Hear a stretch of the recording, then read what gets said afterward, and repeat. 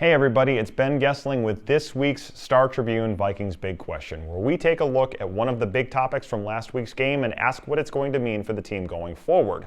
Today we're going to take a look at Sam Darnold, who completes 28 of his 34 passes for 290 yards, throws for 3 touchdowns, leads that Vikings comeback, but throws 2 interceptions, including one in the end zone that took away points in the first quarter. So the big question this week is Darnold's aggressiveness a feature, a bug, or perhaps a bit of both? And I think it's important to start the conversation by looking back at Kirk Cousins, especially in his first year with Kevin O'Connell in 2022, when he's being mentioned as an MVP candidate. People are talking about him playing the best football of his career.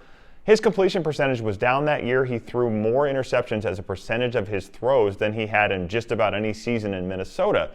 And yet the Vikings are telling him to be more aggressive, to trust himself downfield. We heard Kevin O'Connell and Wes Phillips talk quite a bit that season about kind of these gentle nudges toward Cousins to trust himself, to trust Justin Jefferson, to take some chances. And of course, that season ends famously with Cousins taking the check down to TJ Hockenson on 4th down rather than trying Jefferson downfield. Don't know if he would have made that throw, but I don't think he would have been chastised for trying it in that spot, especially knowing Jefferson's on the other end of it. And then when Cousins leaves for Atlanta, the Vikings sign a quarterback that everybody knows has a bit of a gambling streak. I don't think this was something that scared them at all. In fact, they've talked about leaning into this quite a bit. You heard Kevin O'Connell, after both of Sam Darnold's interceptions on Sunday night, reference maybe a need to make a better decision there, not throwing over the middle for TJ Hockenson after he's already scrambled outside, and then probably checking the ball down rather than trying to put it to Justin Jefferson on the dagger route into coverage. But listen to what he said after both of those plays. He talked about how Darnold throws the dagger concept as well as any quarterback in the league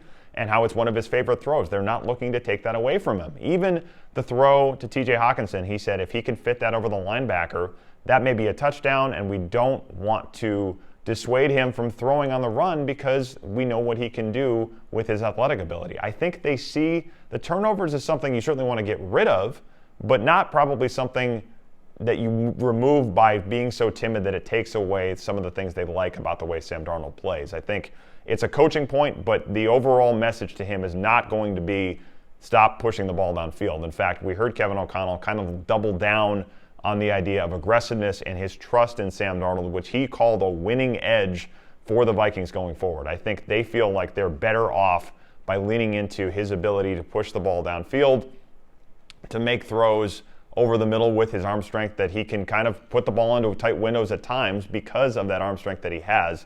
So I think they certainly want to manage these things, but they certainly do not see this as a bug that they have to completely get rid of. It's certainly worth watching how this goes going forward, how they change things, if they do change anything. But when they have weapons and a philosophy overall that says, let's look for big plays, let's hunt premier looks, you hear a lot of this language from them. This is not going to suddenly turn into game management and trying to mitigate things to a degree that it takes away the aggressiveness that they like about Sam Darnold. So I think in the end, it's certainly something the Vikings want to not turn the ball over, but they look at the aggressiveness as a feature that probably just needs a few refinements, not removal from their offense altogether. So we can certainly keep watching this going forward as Darnold moves into a stretch of the season here where I think the Vikings have a chance to win some games and stack up some victories to keep themselves in playoff position. But we will keep an eye on this and all of the issues, all of the trends, all of the topics going on with the Vikings around the league, both at the Star Tribune and on our YouTube channel. We're going to be doing more video covering the Vikings and certainly coverage of all of Minnesota at the Star Tribune. So make sure you subscribe to our YouTube channel. And thanks for watching this edition of Vikings Big Question. Have a great week.